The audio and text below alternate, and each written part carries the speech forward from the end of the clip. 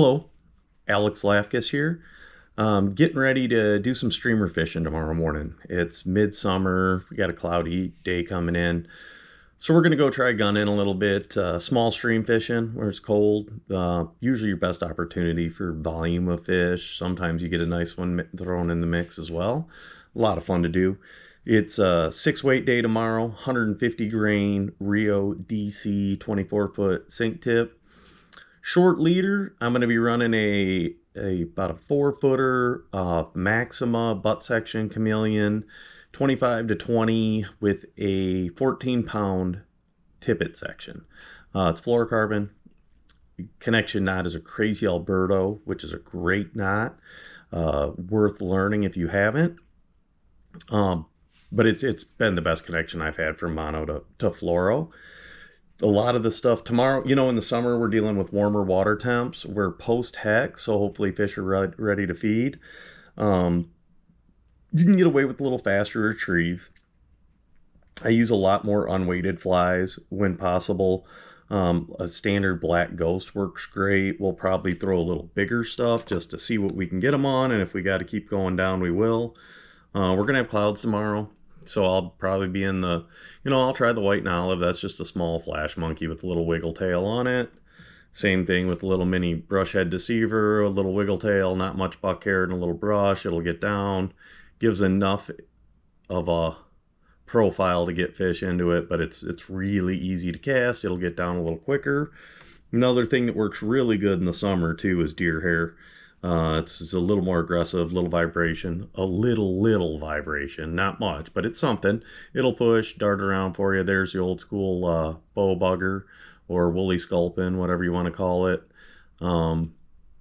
That's the bread and butter right there is the variegated cream one, natural deer hair head, and the old traditional zoo cougar, great fly in summer.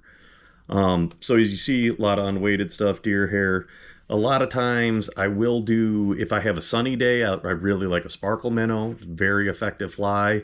Looks cloudy tomorrow. I always back away from flash in the clouds. You can see the flash monkey I've got. It's just got matte white flashaboo. So there's no flash really to that other than, a couple wraps in the body. Obviously these have all seen better days, a little mashed in the boat box. But no big deal. So we're going to give it a shot tomorrow morning. We'll be out there early, give it a little bit of time, see what happens, and hopefully we'll have some good footage for you to view after we get done fishing tomorrow. Thanks. Yeah, we'll see if anything's out. I just figured I'd start with yellow, give them a target. I do see sometimes that yellow really pops in lower light, early and late in the day. We're going to start there. Ooh. Oh, lost sight of the fly. Might as well give it a hook set.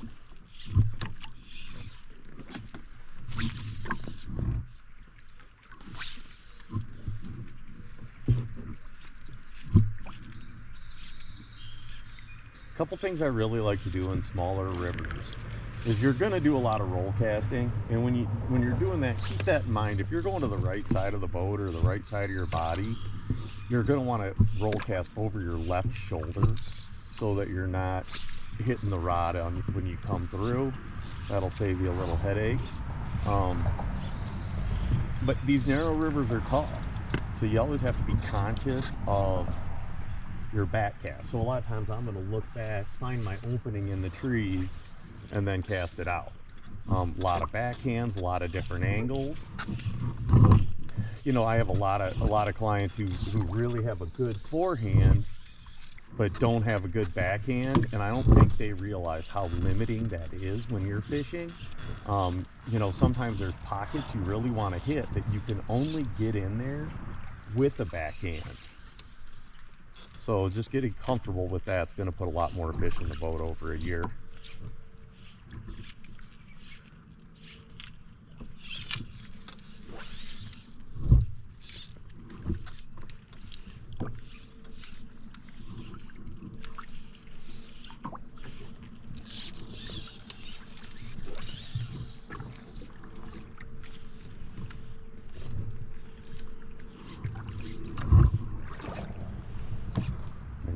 anything in these first few corners.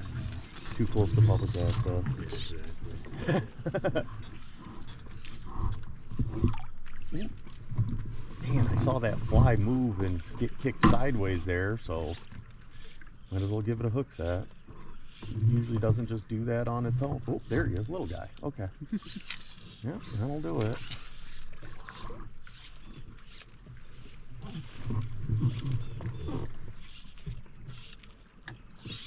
You can see the way Greg is rowing. It's really nice because you're able to fish a lot of the main channel and trench by keeping the boat shallow. A lot of people struggle with this just because they don't feel like, you know, they can't cast when that's the situation. So you end up putting the boat more middle of the river, which costs you fish. Sort of one of the things you really want to keep in mind when you're fishing a small stream is a lot of times your best back cast is straight upstream. So you want to go use that to your advantage. You can cast straight up over the boat and then kind of push it to the side. That'll give you a little better ability to fish out in front of the boat in these type of situations. Oh, there was another little zipper. Not grabbing it, but they're moving on it, so we're probably pretty good with color selection. That'll keep me on yellow for a bit. Not only is it fun to fish, but they're looking at it a little.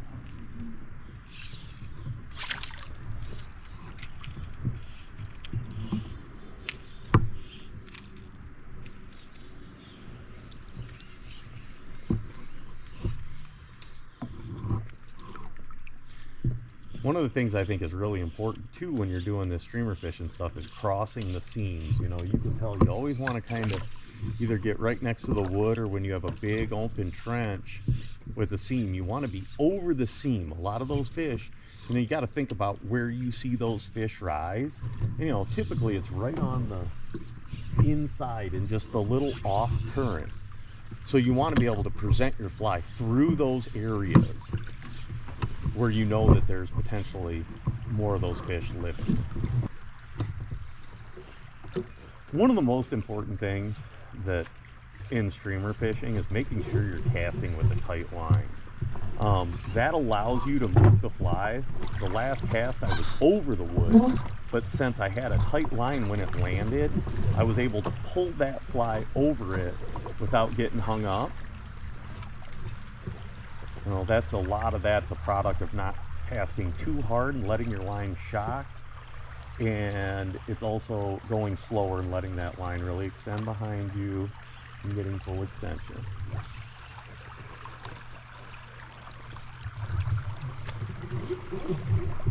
Oh, failure.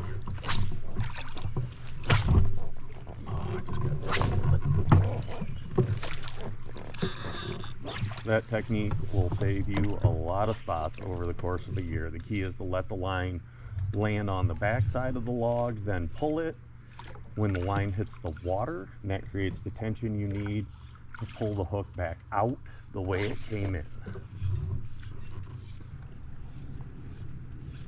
I get asked a lot about how to increase your hookup ratios when streamer fishing.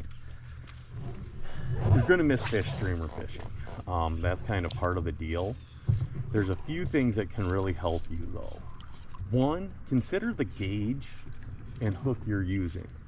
I like lighter wire hooks, and I also like a little bigger gap on them.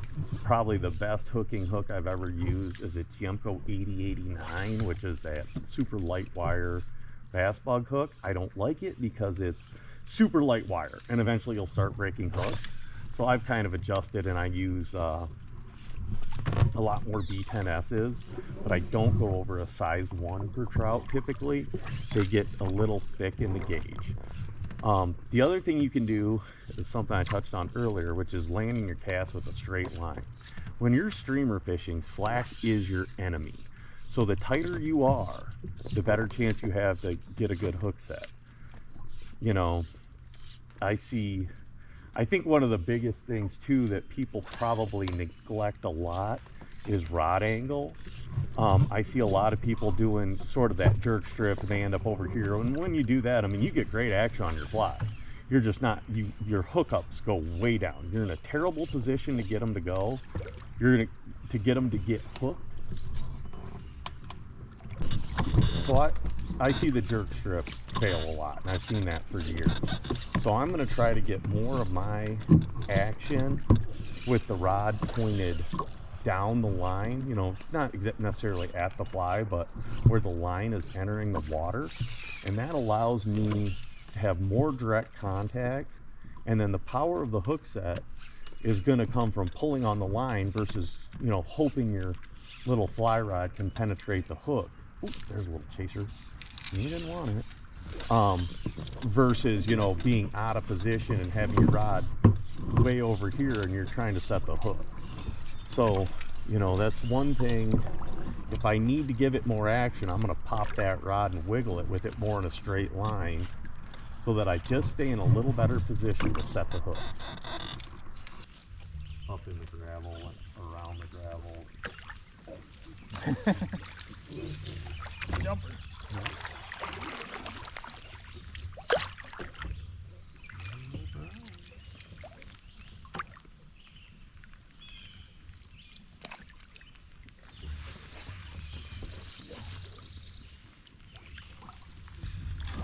Okay, so there's 2 videos. That's a couple days of editing.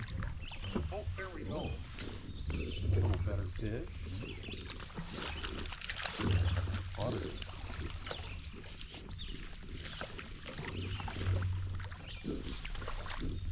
Oh, I did the line flip to get him, and it's just all right.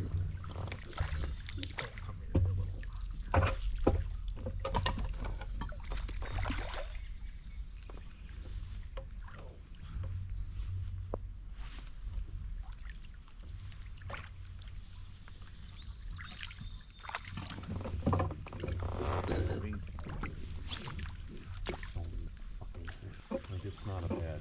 Well, this heater. Oh, there he is. Good. Well, I can do about 100 shots of it and flopping around. I've probably got too many of those. You can pick, I mean, cherry pick. I mean, Christian would have to be down there That's for a week because we'd have to cherry pick. Like, it's going to be good this day. It might be good this morning. You know. Yeah, or you just have to go each morning for a few hours. Yeah. No, I know. Well, the one thing is they don't mind fishing. Going down below my island, targeting those smallmouth. Oh, really? Just peanuts everywhere. I do, because I know there's enough, and I know, especially once you get down to 4001, there's a bunch of them down, but... Oh. Yeah. Oh. Oh, come on, come on. Oh, jeez, oh, Pete. Plenty of them out there. No shortage of fish.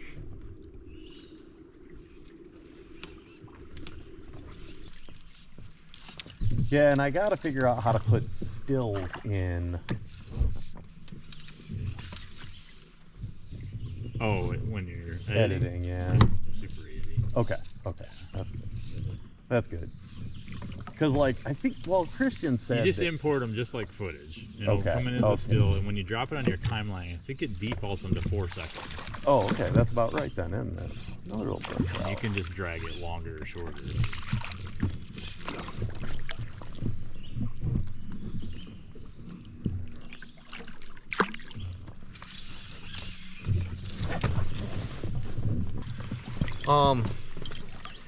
So we got out and threw some streamers today, middle of the summer.